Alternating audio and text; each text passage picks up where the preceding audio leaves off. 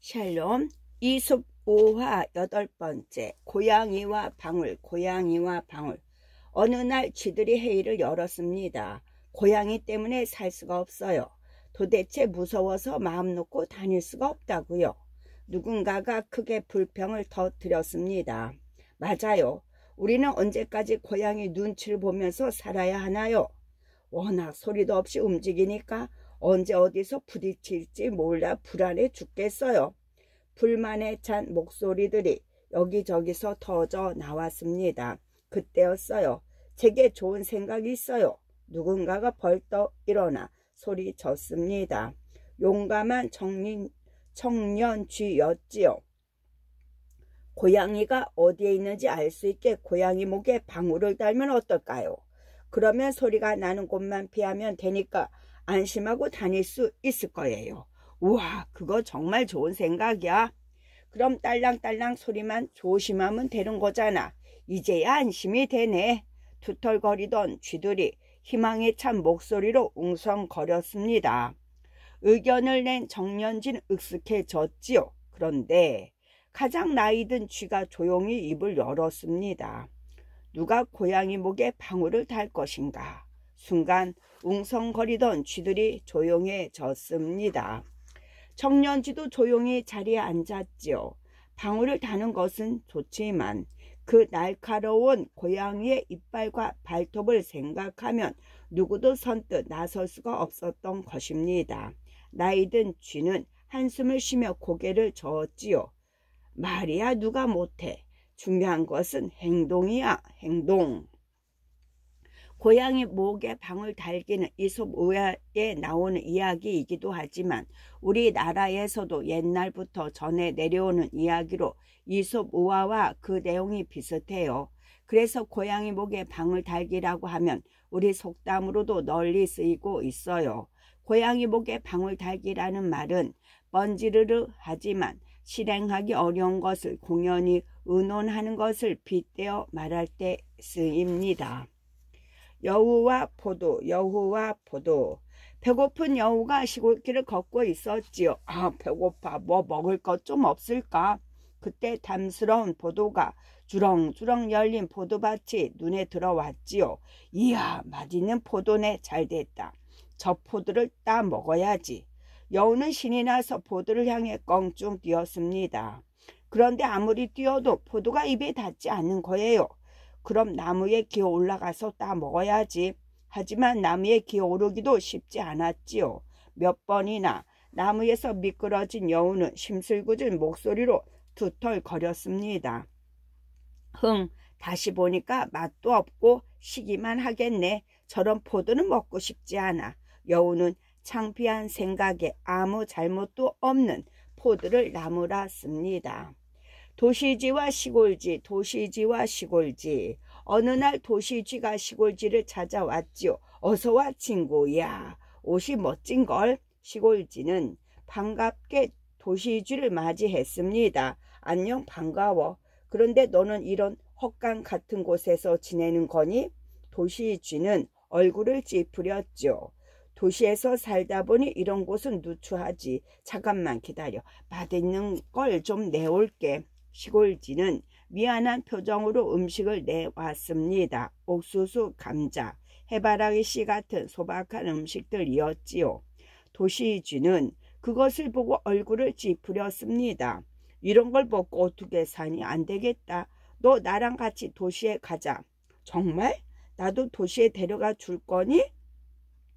시골쥐는 뛸 듯이 기뻤습니다. 그럼 도시에는 이런 맛없는 음식들 말고 정말 맛있는 것들이 얼마든지 있어. 도시쥐는 의기양양하게 말했지요.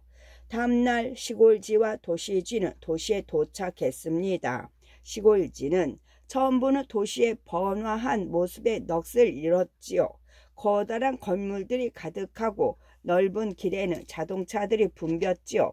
또 사람들은 얼마나 많이 지나다니는지요. 도시쥐는 그런 시골쥐를 데리고 어느 집 벽에나 구멍 속으로 들어갔습니다. 어때? 시골이랑은 비교도 할 수 없을 만큼 화려하지? 응, 정말 그래. 시골쥐는 고개를 끄덕였어요. 기다려봐. 네가 한 번도 먹어보지 못한 맛있는 것들을 가져다 줄게.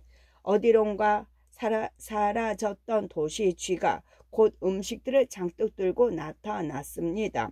자, 이건 치즈고 이건 초콜릿이야. 또 이건 비스킷이고 이런 게 얼마든지 있단다. 마음껏 먹어 친구. 도시쥐는 잔뜩 의시되며 말했죠.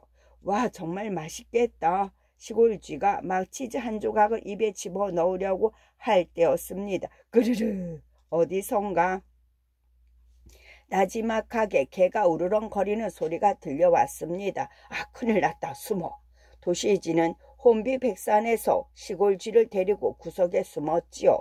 숨도 쉴 수 없는 긴장감이 흘렀습니다. 아, 지나갔다. 이제 먹어. 이 집에 사는 강아지인데 들키면 좀 골치 아프거든.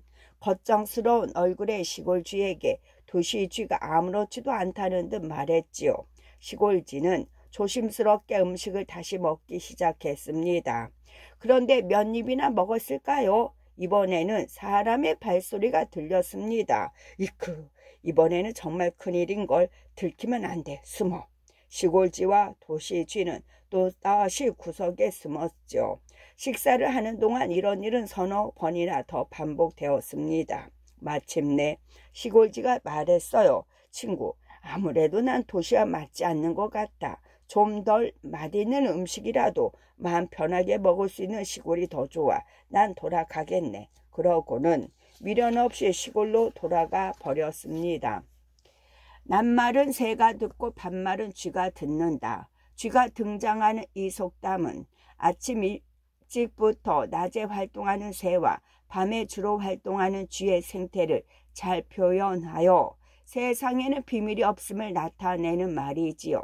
낱말은 낮에 하는 말이고 반말은 밤에 하는 말입니다. 이 말은 주위에 아무도 없다고 여기 남의 흉을 보거나 좋지 않은 말을 하면 누군가는 꼭 그 소리를 듣고 알게 된다는 의미입니다. 그래서 늘 함부로 남의 흉을 봐서는 안 되고 또한 세상에는 비밀이 없다는 뜻을 동시에 가지고 있지요. 왕을 내려주세요. 왕을 내려주세요. 기다란 연못에 개구리들이 옹기종기 모여 살고 있었습니다. 그런데 개구리들은 툭하면 여기저기서 싸움을 벌이거나 말다툼을 하곤 했지요. 그래서 연못은 하루도 조용할 날이 없었어요. 개구리들은 자신들에게 왕이 없기 때문에 이런 일이 생긴다고 생각하였지요. 그래서 모두 모여 신에게 빌었습니다. 신이시여, 제발 저희에게도 왕을 내려주십시오.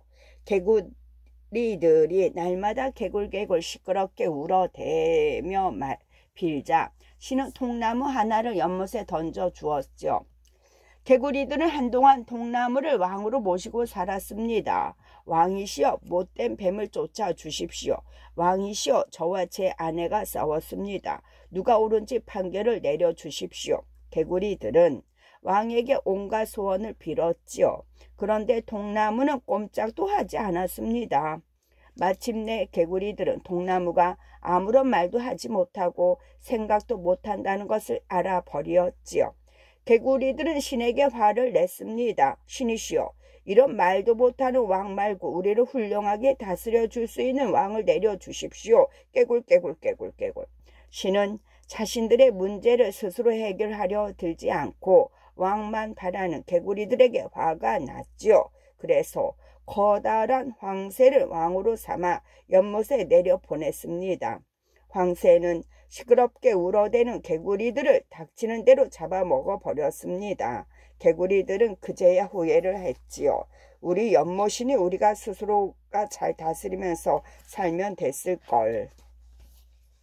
여우 피해서 호랑이 만난다. 여우 피해서 호랑이 만난다. 이 속담은 앞에 닥친 어려움을 우선 피하려고 꾀를 피우다가 오히려 나중에는 더 큰 어려움을 만난다는 말이지요. 개구리들도 마찬가지입니다. 서로 싸우고 욕심을 부리다 자꾸 더 나쁜 상황을 만나면서 나중에 후회하게 되지만 이미 때는 늦고 말아요. 그러니 어떤 어려움을 만나면 피하려 하지 말고 이겨나가는 것이 더 중요합니다. 하녀와 수탉, 하녀와 수탉. 어느 부지런한 노 부인의 집에 한 하녀가 있었지요. 노 부인은 새벽에 수탉이 울자마자 일어나 하녀에게 일을 시켰습니다. 수탉이 울었어. 날이 밝았다고 어서 일어나서 일을 해야지. 하녀는 수탉이 너무나 미웠습니다. 저놈의 수탉만 없어도 아침에 좀 더 잘 수 있을 텐데. 그러던 어느 날 하녀는 마침내 더는 참지 못하고 노부인 몰래 수탉을 죽여버렸습니다. 아유, 속이 다 시원하네. 이제 아침에 좀 더 오래 잘 수 있겠지. 하녀는 신이 났지요. 그런데 이게 웬일입니까? 우리 수탉이 어디로 갔지? 수탉이 울지 않으니 도대체 언제 날이 밝는지 알 수가 없네. 새벽잠이 없는 노 부인은 전보다 훨씬 일찍부터 하녀를 깨워 일을 시키기 시작하였지요. 수탉이 있을 때는 잠이 일찍 깨더라도 수탉이 울 때까지 기다렸다 하녀는 깨웠는데 말이지요. 하녀는 한숨을 쉬며 후회했지만 이미 때는 늦었답니다. 아버지와 아들, 아버지와 아들. 아버지와 아들이 당나귀를 팔기 위해 시장으로 가고 있었지요. 그 모습을 보고 지나가던 사람이 말했습니다. 아니, 멀쩡한 당나귀를 두고 왜 걸어가지? 타고 가면 될 텐데. 듣고 보니 그 말이 맞는 것 같았지요. 아버지는 아들을 당나귀 등에 태웠습니다. 한참을 가고 있는데 누군가가 그 모습을 보고 기가 막히다는 듯이 말했습니다. 아니, 나이든 아버지를 걷게 하고서 혼자 편하게 당나귀를 타고 가다니 저런 불효막심한 아들을 보았나. 그 말을 들은 아들은 얼른 당나귀에서 내렸지요. 이번에는 아버지가 당나귀를 타고 아들이 고삐를 잡고 걸었습니다. 그러자 지나가던 한 부인이 아버지에게 손가락질을 했지요. 저런 인정머리 없는 아버지 같으니라고. 염치 없이 어린 아들은 힘들게 걷게 하고서 자기는 당나귀를 타고 가. 그러자 아버지는 아들을 안아 올려 앞에 태웠습니다. 그 모습을 본 사람들이 또다시 흉을 보았어요. 세상에, 둘씩이나 타고 가다니 사람들이 어쩜 저렇게 못됐을까. 불쌍한 당나귀. 아버지는 화가 났습니다. 아니, 이래도 저래도 안 된다면 도대체 어떻게 해야 되는 거야? 아버지는 당나귀의 다리를 두 쪽씩 밧줄로 묶어 장대에 단단히 메었습니다. 자, 한쪽씩 메고 가자. 아버지와 아들은 그렇게 해서 당나귀를 장대에 매달고 시장에 갔지요. 그 모습을 본 사람들은 배꼽이 빠져라 웃었습니다. 하하하, 세상에 당나귀를 장대에 매달았어. 호호호, 무서워라. 저런 모습은 생전 처음 봐. 화가 난 아버지는 씩씩거리며 당나귀를 강물에 던져버렸습니다. 그러고는 이내 후회하며 이렇게 말했지요. 처음부터 남들이 뭐라고 말하든 신경 쓰지 말 걸 그랬어. 남들 하는 말에 휘둘리다 결국 이게 뭐야. 당나귀만 잃었잖아. 처음부터 남들이 뭐라고 말하든 신경 쓰지 말 걸 그랬어. 남들 하는 말에 휘둘리다가 결국 이게 뭐야. 그 아버지의 그 아들, 그 아버지의 그 아들. 아들이 여러 면에서 아버지를 닮았다는 속담으로 그 아버지의 그 아들이라는 말이 있어요. 여기 나오는 이야기도 아버지와 아들이 서로 한치의 융통성이나 줏대도 없이 남의 말을 고지 곧대로 듣고 따라가다가 망신당하는 과정이 나오죠. 아버지와 아들이 닮았다는 뜻을 지닌 이 속담과 비슷한 사자성어로는 부전자전이 있어요. 남자와 제비, 남자와 제비. 재산을 몽땅 탕진하고 옷 한 벌만 달랑 남은 한 남자가 있었습니다. 그런데 어느 봄날 제비 한 마리를 보고는 그 옷 한 벌마저 팔아버렸지요. 제비 한 마리를 보고는 곧 따뜻한 봄이 올 것이라고 생각해서였지요. 그런데 날씨가 갑자기 추워지더니 심한 서리가 내렸답니다. 결국 제비는 얼어 죽고 말았고요. 그러자 남자는 죽은 제비를 보고 버럭 화를 냈습니다. 너 때문에 나도 얼어 죽게 생겼어. 제비 한 마리를 보고 따뜻한 봄이 왔다고 믿은 어리석은 남자는 자신의 잘못을 깨닫지 못했습니다. 황소와 송아지, 황소와 송아지. 커다란 황소 한 마리가 좁은 외양간 문을 빠져나오려고 애쓰고 있었지요. 하지만 큰 덩치 때문에 좀처럼 빠져나오지 못했습니다. 그 모습을 지켜보던 어린 송아지 한 마리가 깔깔 웃으며 황소에게 말했어요. 잠시 비켜보세요. 제가 어떻게 나오는지 보여드릴게요. 그러자 커다란 황소는 빙그레 웃으며 송아지에게 이렇게 말했죠. 나도 한때는 그 방법을 알고 있었단다. 네가 태어나기 전부터 말이야.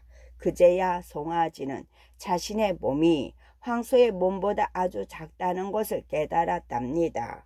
황소의 처지를 생각하지 않고 어리석었다고만 생각했으니 올챙이 개구리쩍 생각 못한다. 올챙이 개구리쩍 생각 못한다.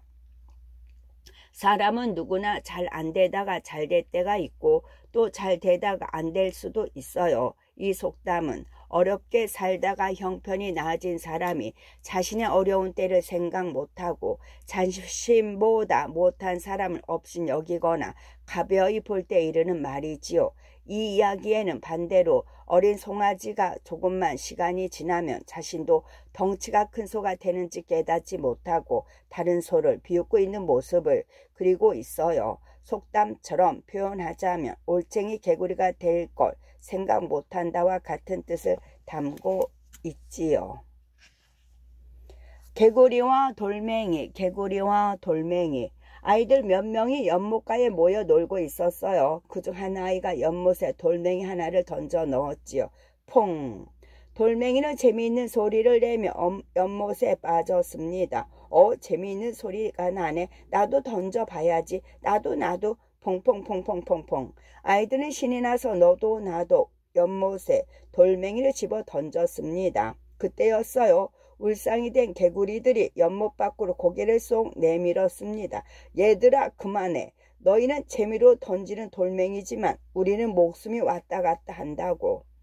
어리석은 비둘기, 어리석은 비둘기. 비둘기들이 모여 회의를 했어요. 솔개 때문에 정말 못 살겠어요. 우리를 얼마나 괴롭히는지 몰라요. 맞아요. 어제도 2마리나 잡아먹혔다고요. 대책을 세워야 해요. 여기저기서 불만이 터져 나왔습니다. 그때 누군가가 손을 번쩍 들고 말했어요. 매에게 부탁을 해서 솔개를 쫓아달라고 하면 어떨까요? 매는 솔개보다 훨씬 힘이 세잖아요. 맞아요. 그거 참 좋은 생각이에요. 우리 매에게 부탁해요. 이렇게 해서 비둘기들은 힘센 매에게 부탁해 솔개를 쫓아버렸지요. 그러나 더 큰 문제가 생겼습니다. 매가 솔개보다 훨씬 더 많이 비둘기들을 잡아먹었으니까요. 질그릇과 녹그릇, 질그릇과 녹그릇. 어느 마을에 큰 홍수가 났어요. 온갖 살림살이들이 물에 둥둥 떠내려갔지요. 그 중에는 같은 집에서 흘러나온 질그릇과 녹그릇도 있었죠. 녹그릇은 어떻게든 질그릇을 붙잡으려고 애썼습니다. 질그릇아, 이리 가까이 와서 내 곁에 좀 꼭 붙어. 내가 구해줄게. 그러나 질그릇은 울상이 되어 말했습니다. 마음은 고맙지만 제발 가까이 오지 말아줘. 나는 너한테 부딪히면 산산조각이 나게 될 거야. 녹그릇은 시무룩해졌습니다. 그런 녹그릇에게 곁에서 같이 떠내려가던 가마솥이 말했어요. 남을 도와주려는 마음은 좋지만 그 사람이 어떤 도움을 필요로 하는지도 알아야지. 토끼와 여우와 독수리, 토끼와 여우와 독수리. 토끼들과 독수리들 사이에 싸움이 벌어졌습니다. 그러나 싸움은 쉽게 승패가 갈리지 않았지요. 토끼들이 모여서 머리를 맞대고 의논을 했습니다. 이대로는 우리가 독수리들을 이길 수 없어. 좋은 방법이 없을까? 여우들에게 도와달라고 하면 어떨까요? 그러면 우리가 더 힘이 세지니까 쉽게 이길 수 있지 않을까요? 그거 좋은 생각이다. 그래서 토끼들은 여우들을 찾아가 사정을 설명하고 도움을 청했습니다. 이야기를 들은 여우가 대답했어요. 우리의 도움이 필요하다고요? 좋습니다. 도와드리지요. 토끼들은 뛸 듯이 기뻐하였습니다. 그러나 다음 순간 토끼들의 표정이 다시 어두워졌어요. 여우들이 이렇게 말했기 때문이지요. 아, 그런데 알고 계시는지 모르겠습니다만 우리는 독수리들과도 친구입니다. 만약 독수리들이 우리에게 도움을 청한다면 우리는 독수리들도 도울 수밖에 없습니다. 시무룩해져서 돌아온 토끼들은 이렇게 말했어요. 적의 친구에게 도움을 청하다니 잘 알아보지도 않은 우리가 어리석었던 거야. 적의 친구에게 도움을 청하다니. 암소와 수소, 암소와 수소. 날마다 좋은 건초만 골라서 먹고 일도 하지 않고 지내는 암소가 있었죠. 암소는 별로 좋지도 않은 건초를 먹으면서 하루 종일 들판에 나가 일을 하는 수소를 보고 놀렸습니다. 호호호, 너는 오늘도 일만 하는구나. 그렇게 일하면서 좋은 건초도 못 먹다니 불쌍도 해라. 수소는 아무 대답도 하지 않고 묵묵히 자기 몫의 건초를 먹었지요. 마을에 잔치가 열렸습니다. 그동안 일도 하지 않고 먹기만 해서 도실도실 살이 찐 암소는 마을 잔치에 쓸 고기가 되기 위해 끌려 나갔지요. 암소는 그제야 눈물을 흘렸습니다. 나를 귀하게 생각해서 잘 대접해 주는 줄 알았더니 살찌워 잡아먹으려던 거였어. 그런 암소를 보며 수소는 안 됐다는 듯 말했죠. 그러게 무슨 일이든 반드시 이유가 있기 마련이라고. 그것도 모르고 좋아라 먹어대더니. 소년과 항아리, 소년과 항아리. 한 소년이 입구가 좁은 항아리 하나를 발견하였어요. 못 보던 항아리네. 뭐가 들어있을까? 아, 맛있는 나무 열매다. 소년은 손을 펴서 간신히 항아리의 입구에 집어넣었습니다. 그리고 한 손 가득 나무 열매를 움켜쥐고 손을 빼내려고 했지만 좁은 입구 때문에 쉽사리 빠지지 않았죠.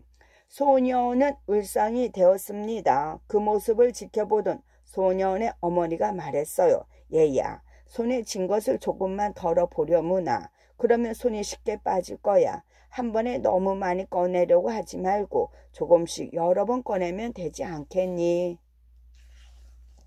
사자의 욕심, 사자의 욕심. 사자 한 마리가 토끼를 쫓고 있었어요. 거기서 너를 오늘 내 점심거리로 삼아야겠어. 토끼는 죽을 힘을 다해 달아났습니다. 그때 토끼의 옆으로 사슴 한 마리가 뛰어가는 것이 보였지요. 사슴이다. 에이, 이까지 조그만 토끼 한 마리 먹어봤자 배가 부르겠어. 그래, 사슴을 쫓자. 그래서 사자는 토끼를 내버려 두고 이번에는 사슴을 쫓기 시작하였지요. 그러나 사슴은 뜀박질이 너무 빨라서 도저히 따라잡을 수가 없었어요. 한참을 달리던 사자는 숨을 헉헉거리며 말했습니다. 아이고 힘들어라. 이렇게 힘들게 사슴을 잡느니 차라리 손쉽게 토끼를 잡는 게 낫겠어. 그러고는 아까 토끼를 놓쳤던 곳으로 되돌아왔습니다. 그러나 토끼는 벌써 달아나고 보이지 않았죠. 처음부터 토끼만 쫓을 걸. 괜히 사슴을 욕심내다 토끼까지 놓치고 굶게 생겼네. 사자는 툴툴거리며 숲속으로 어슬렁어슬렁 걸어 들어갔답니다. 지나침은 모자람과 같다. 지나침은 모자람과 같다. 사자는 배가 고파 토끼를 사냥하기로 해요. 하지만 더 큰 사슴이 보이자 토끼 쫓기를 그만두고 사슴을 쫓아가요. 이렇게 사자는 이것저것 욕심만 내다가 둘 다 놓치고 말아요. 그래서 나중에는 후회를 하지만 이미 때는 늦은 뒤였어요. 그래서 옛말에 지나침은 모자람과 같다라고 했어요. 이것을 사자성어로는 과유불급이라고 한답니다. 당나귀와 짐, 당나귀와 짐. 당나귀에게 짐을 싣고 다니는 장사꾼이 있었습니다. 장사꾼은 늘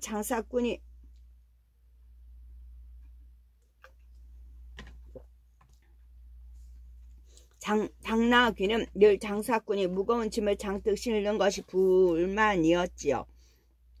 그러던 어느 날 소금을 장뜩 싣고 냇물을 건너던 당나귀는 발을 헛디뎌 그만 물에 빠지고 말았지요. 아이고, 이 조심성 없는 당나귀 같으니라고 비싼 소금이 물에 다 녹아버렸네. 내일 다시 가서 사와야 하잖아. 장사꾼은 화를 버럭 냈지만 당나귀는 날아갈 듯 가벼워진 짐의 무게에 몹시 기뻤습니다. 아하, 물에 빠지면 짐무게가 훨씬 줄어드는구나. 다음에도 이렇게 해야지. 다음 날이 되었죠. 상인은 다시 소금을 사서 어제 그 길을 갔습니다. 냇물을 건널 때 당나귀는 발이 미끄러진 척하며 일부러 주저앉아 버렸지요. 장사꾼은 당나귀의 잔꾀를 알아차렸습니다. 이놈의 당나귀, 네가 그랬겠다. 어디 혼 좀 나봐라. 다시 시장으로 돌아간 장사꾼은 이번에는 솜을 잔뜩 사서 당나귀의 등에 실었지요. 어라, 이번 짐은 왜 이렇게 가볍지? 벌써부터 이렇게 가벼우니 이따 냇물에 한번 빠지고 나면 아무것도 없는 것처럼 가볍겠다. 히히히. 아무것도 모르는 당나귀는 냇물을 보자마자 냉큼 빠져버렸습니다. 그런데 이게 웬일입니까? 짐이 가벼워지기는커녕 솜이 물을 머금어 허리가 끊어질 듯 무거워진 것이 아니겠어요? 이놈의 당나귀야, 네 장깨가 언제까지 통할 거라 생각했니? 어디 그 물 먹은 솜을 쥐고 죽어라 걸어보렴. 울상이 된 당나귀에게 장사꾼이 고소하다는 듯이 말했죠. 뛰는 놈 위에 나는 놈 있다. 뛰는 놈 위에 나는 놈 있다. 당나귀는 짐을 지기 싫어 물로 뛰어들었다가 소금이 녹아 짐이 가벼워진 걸 알고 꾀를 피워요. 하지만 당나귀 주인은 당나귀 꾀를 알아차리고 이번에는 당나귀 등에다 솜을 실어요. 결국 물에 뛰어든 당나귀는 더 무거워진 솜 때문에 낭패를 당하고 말아요. 뛰는 놈 위에 나는 놈 있다는 아무리 재주가 뛰어나다 하더라도 그보다 더 뛰어난 사람이 있다는 뜻으로 스스로 뽐내는 사람을 경계하여 이르는 말이지요. 양치기와 야생양, 양치기와 야생양. 한 양치기가 양떼들을 풀밭에 불어놓고 기르고 있었습니다. 저녁이 되어 양떼들을 우리 안으로 불러들인 양치기는 그 속에 야생 양들이 섞여 있는 것을 알았죠. 저 양들을 잘 대해주어서 여기서 눌러 살도록 해야겠군. 그러면 나는 공짜로 양이 생기는 셈이야. 이렇게 생각한 양치기는 자신의 양떼는 소홀히 하고 야생 양떼에게만 정성을 기울였지요. 야생 양떼들을 따로 모아 더 좋은 건초를 주고 더 좋은 잠자리에 재우며 돌보았습니다. 다음 날이 되었어요. 양치기는 야생 양들이 당연히 저녁이 되면 우리로 돌아오리라 생각하였죠. 그러나 야생 양들은 저녁이 되자 아무 미련 없이 산속으로 들어가 버렸습니다. 화가 난 양치기가 소리쳤어요.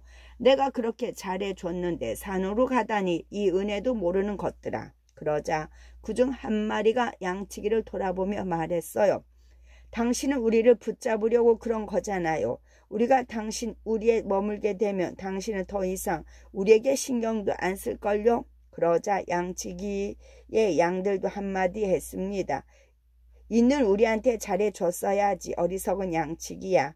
양치기는 이래저래 인심만 잃었습니다. 당나귀의 그림자는 누구의 것? 당나귀의 그림자는 누구의 것? 한 남자가 여행했을 당나귀를 빌렸습니다. 아, 마침 나도 거리까지 가려던 참인데 그럼 같이 갑시다. 당나귀의 주인도 남자와 같이 여행을 하기로 하였지요. 한낮이 되었죠. 뜨거운 햇살에 지친 남자는 당나귀의 그늘에 덜썩 주저앉았습니다. 아, 좀 살 것 같네. 당나귀의 주인도 당나귀 그늘에서 쉬고 싶었지만 그늘이 너무 작았습니다. 그래서 당나귀 주인은 억지를 부리기 시작했습니다. 이봐요. 내가 당나귀를 빌려준 거지 당나귀 그늘을 빌려준 건 아니지 않소. 그러니 어서 비키시오. 남자는 어이가 없었습니다. 아니 그런 억지가 어디 있소. 당나귀 그늘에 임자가 어디 있다는 말이요. 말다툼 끝에 두 사람은 급기야 서로 주먹질까지 하게 되었습니다. 그 틈에 당나귀는 침을 실은 채 달아나고 말았지요. 전 재산을 잃은 두 사람은 허탈하게 중얼거렸습니다. 이럴 줄 알았으면 그냥 그늘을 사이좋게 나눴을 걸. 꿩도 매도 다 놓친다. 꿩도 매도 다 놓친다. 당나귀가 만든 그늘을 놓고 당나귀 주인과 당나귀를 빌린 사람이 서로 티격태격 싸우다가 그만 당나귀는 도망을 가고 말아요. 결국 두 사람은 그늘 밑에서 쉬지도 못하고 당나귀도 놓치면서 많은 손해를 보게 되었고 전부터 싸우지 않았으면 좋았을 텐데 라며 후회를 해요. 이렇게 지나친 욕심을 내다가 하나도 얻지 못하는 경우를 두고 뻥도 매도 다 놓친다 라고 하지요. 새장 속의 새, 새장 속의 새. 낮에는 조용히 있다가 밤만 되면 노래하는 새가 있었죠. 이상하게 생각한 박쥐가 노래소리가 들리는 곳을 찾아가 보았습니다. 커다란 새장에 갇힌 새 한 마리가 고운 목소리로 노래를 부르고 있었어요. 아니 새야, 왜 낮에는 가만히 있다가 사람들 다 자는 밤에만 노래를 부르는 거니? 새가 대답했어요. 응, 나는 낮에 큰 소리로 노래를 부르다 사람들 눈에 띄어서 잡혀왔거든. 그래서 낮에는 노래를 부르지 않아. 박쥐는 고개를 절레절레 흔들었습니다. 진작에 조심을 하지 그랬니?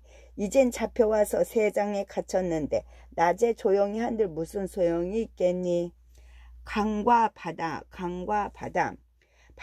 바다로 흘러드는 강들이 모여 불만을 이야기했습니다. 우리는 바다로 들어가기만 하면 온통 짠맛이 들어서 마실 수가 없는 물이 돼버려. 맞아. 이대로는 참을 수 없어. 우리 바다한테 따지자. 강물들이 바다에게 우르르 몰려갔습니다. 당신 때문에 우리까지 짠맛이 나잖아요. 어떻게 할 거예요? 그러자 바다가 시큰둥하게 대답했어요. 그럼 너희가 나한테 가까이 오지 마. 그러면 되겠네. 그제야 강들은 자신들의 어리석음을 깨달았습니다. 우리가 한 짓을 가지고 괜히 남 탓만 했어.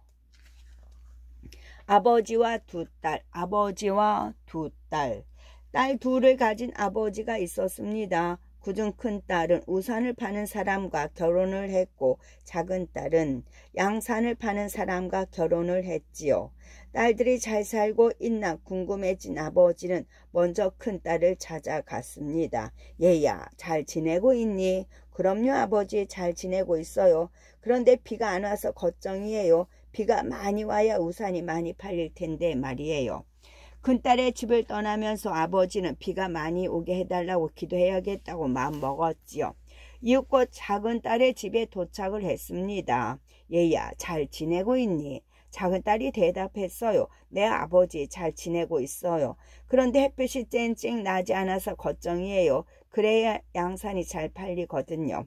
집으로 돌아온 아버지는 고민에 빠졌습니다. 비가 안 오면 큰딸이 걱정이고 햇볕이 안 나면 작은딸이 걱정이군. 이를 어쩐다. 뭐라고 기도를 하지? 아버지의 이야기를 들은 어머니가 말했어요. 걱정 말고 날씨는 그냥 하늘에 맡기세요. 비가 오면 우리 큰딸이 좋아하겠구나 하면 되고 햇볕이 나면 우리 작은딸이 좋아하겠구나 하면 되지 않겠어요. 걱정도 팔자다. 걱정도 팔자다. 하지 않아도 될 걱정을 하거나 관계도 없는 남의 일에 참견하는 사람에게 놀림조로 이르는 말이지요. 이 이야기에서 두 딸을 둔 아버지도 마찬가지입니다. 생각을 바꾸면 반대로 계속 즐거워할 수도 있는데 말이지요. 그러니까 걱정도 기쁨도 때에 따라서는 생각하기 나름이지요. 금덩어리의 쓰임새, 금덩어리의 쓰임새. 옛날에 지독한 구두쇠 한 명이 살고 있었어요. 그는 아껴 모은 재산으로 커다란 금덩어리를 하나 샀지요. 그는 그 금덩어리를 집 담벼락 아래에 묻어두고는 매일 파보며 흐뭇해했습니다. 구두쇠의 집에서 일하던 청년 한 사람이 이 사실을 알고 한밤중에 몰래 금덩어리를 파내서 도망가 버렸어요. 금덩어리를 잃어버린 구두쇠는 큰 절망에 빠졌습니다. 그런 그에게 이웃사람이 물었어요. 당신은 그 금덩어리로 무엇을 하려고 했습니까? 구두쇠가 대답했어요. 매일 바라보며 즐거워하려고 했지요. 잠시 생각해 보던 이웃사람이 말했습니다. 그러면 이렇게 하시는 건 어떻습니까? 잃어버린 금덩어리만한 돌을 하나 구해서 금칠을 하는 거지요. 그리고 그것을 금덩어리가 있던 자리에 파묻은 다음 매일 한 번씩 꺼내보면 되지 않겠습니까? 당신은 어차피 금덩어리로 뭘 사고 싶었던 것도 아니잖아요. 그러니 그걸 보면서 금덩어리라 생각하고 즐거워하면 변한 게 없지 않나요? 독수리와 화살, 독수리와 화살. 독수리 한 마리가 높은 곳에 앉아서 날카로운 눈으로 먹이를 찾고 있었지요. 마침 지나가던 생쥐 한 마리가 눈에 띄었습니다. 저 생쥐를 사냥해야겠군. 생쥐는 독수리가 자신을 노리고 있다는 것을 알고는 겁에 질려 바들바들 떨었습니다. 독수리가 막 날아올라 생쥐를 낚아채려 할 때였어요. 포! 어디선가 날아온 화살이 독수리의 심장을 꿰뚫었습니다. 잡았다.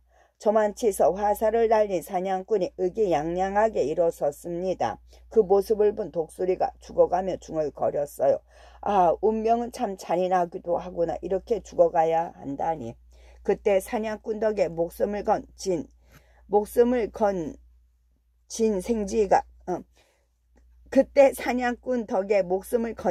생쥐가 독수리에게 이렇게 말했습니다.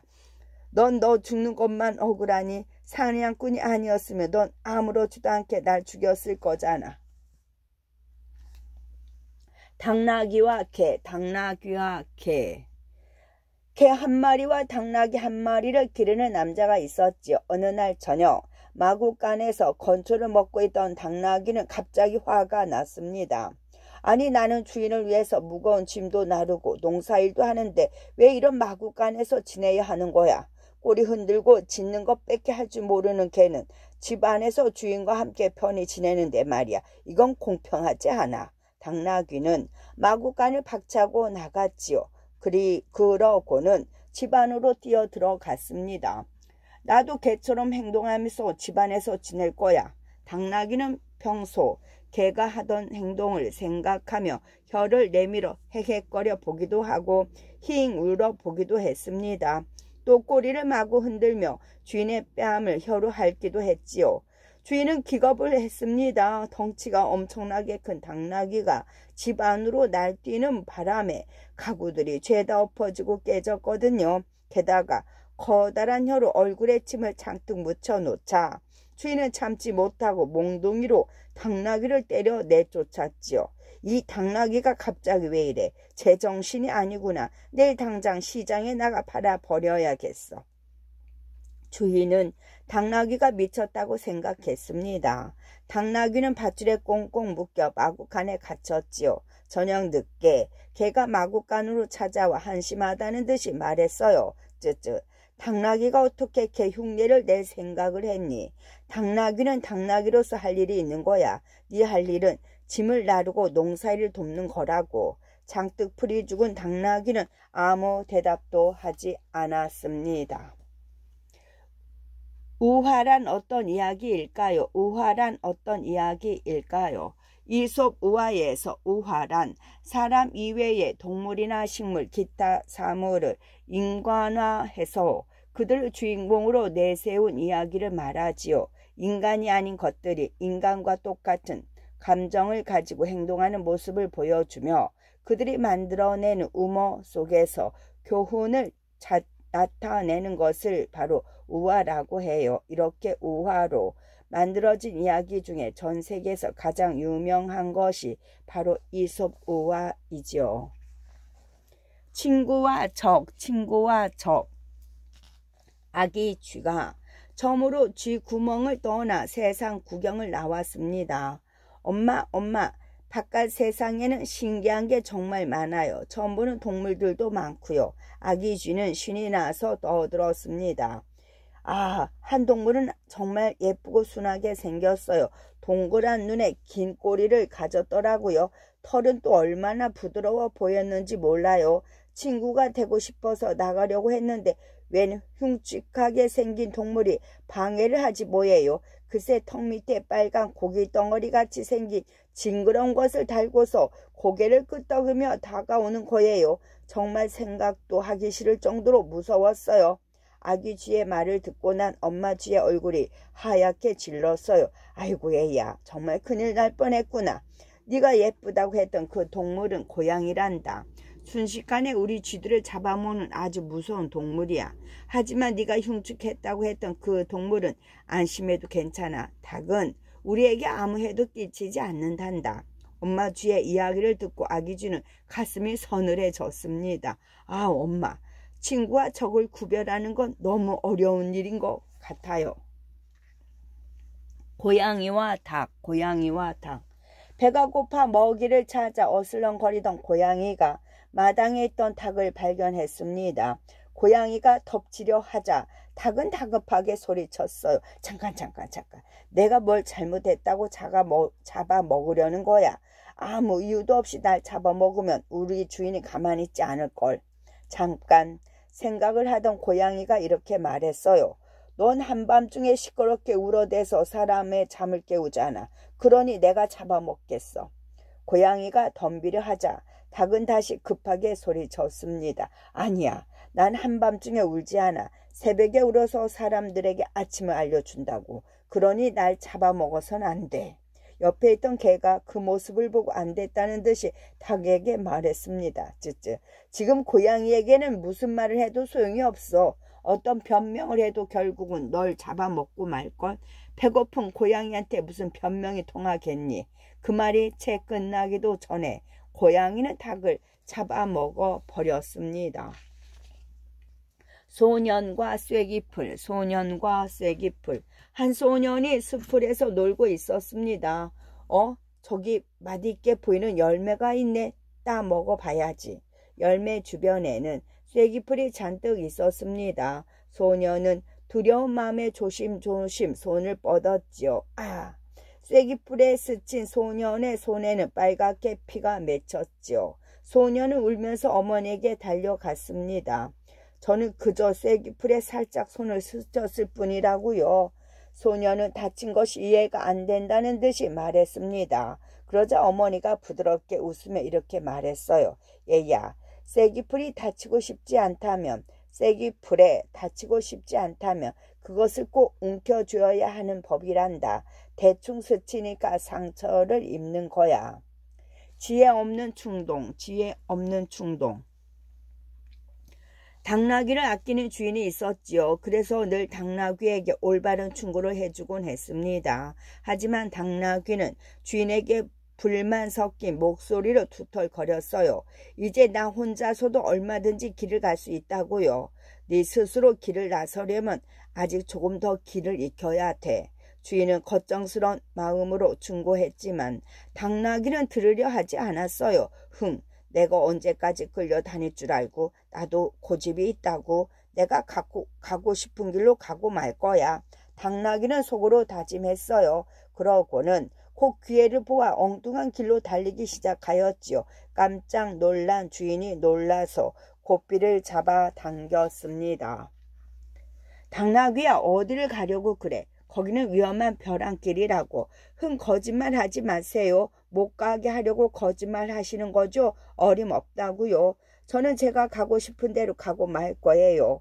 당나귀는 내 다리에 힘을 잔뜩 주고 버티었습니다. 마침내 지친 주인은 고삐를 놓치고 말았지요. 신이 난 당나귀는 곧장 앞으로 달려나갔습니다.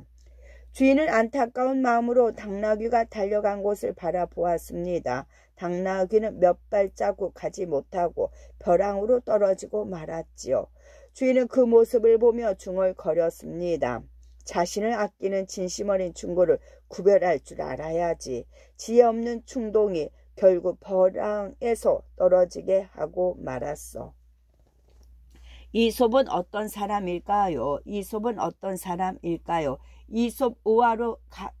이솝 우화의 작가로 알려진 이솝은 지금으로부터 약 2600년 전 그리스에 살았던 노예라고 해요. 노예 출신이다 보니 이솝의 삶에 대해서는 거의 알려진 것이 없어요. 지금까지 전해오는 이야기로는 그는 재미있는 이야기를 잘하는 능력 덕분에 노예 신분에서 풀려나 자유인이 되었지만 나중에 살해당했다고 해요.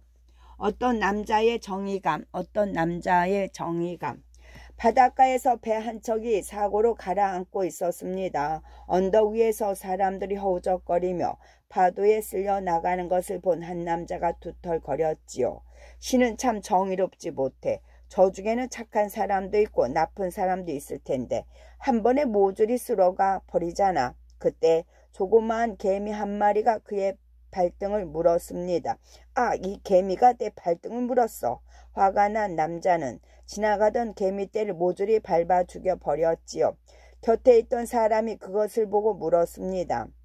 그 중에 당신 발등을 문 개미는 한 마리밖에 없을 텐데 개미떼를 모조리 다 죽이다니. 방금 당신이 이야기하던 정의는 다 어디로 갔소? 남자는 얼굴을 붉힌 채 도망치듯 그 자리를 떠나고 말았습니다. 사자와 모기, 사자와 모기. 아, 배고파. 누구 피라도 좀 먹었으면 좋겠다. 먹이를 찾아 한참을 날아다니던 모기는 잠을 자고 있는 사자를 발견했어요. 배가 고프긴 하지만 사자는 무서운데 에이 뭐 어때? 조심스럽게 움직이면 사자의 잠을 깨우지 않고 피를 빨아 먹을 수 있을 거야. 모기는 조심조심 사자의 목덜미에 내려앉았지요. 그리고 만족스럽게 배를 채우고 떠나려는 순간 사자가 잠에서 깨어났습니다. 아이 간지러워. 뭐야 모기잖아. 사자는 조그마한 모기 때문에 잠에서 깨어났다는 것이 몹시 불만스러웠죠. 그래서 모기를 혼내줄 심산으로 커다란 앞발을 휘둘렀습니다. 아야! 그러나 커다란 사자의 앞발은 모기를 혼내주기는커녕 자신의 몸에 상처를 내고 말았지요. 모기가 너무 작아서 때리기가 쉽지 않았던 것이었습니다. 이를 본 모기는 용기가 났어요. 어라? 나를 쉽게 때리지 못하잖아. 어디? 모기는 조심스럽게 이번에는 사자의 배를 물었습니다. 아 따끔해. 이놈의 모기 녀석. 내가 반드시 오늘 내주고 말 테다. 그러나 역시 사자의 큰 덩치로는 조그만 모기를 잡기가 쉽지 않았습니다. 오히려 모기를 잡으려 휘두른 앞발에 사자 자신만 여기저기 다치고 말았죠. 이를 본 모기는 신이나 크게 웃었습니다. 하하하, 사자가 대단한 줄 알았더니 별거 아니었잖아. 내가 사자를 이겼어. 하하하. 흥분해서 이리저리 날던 모기는 그만 거미줄에 걸려 어이없이 죽고 말았죠. 끝.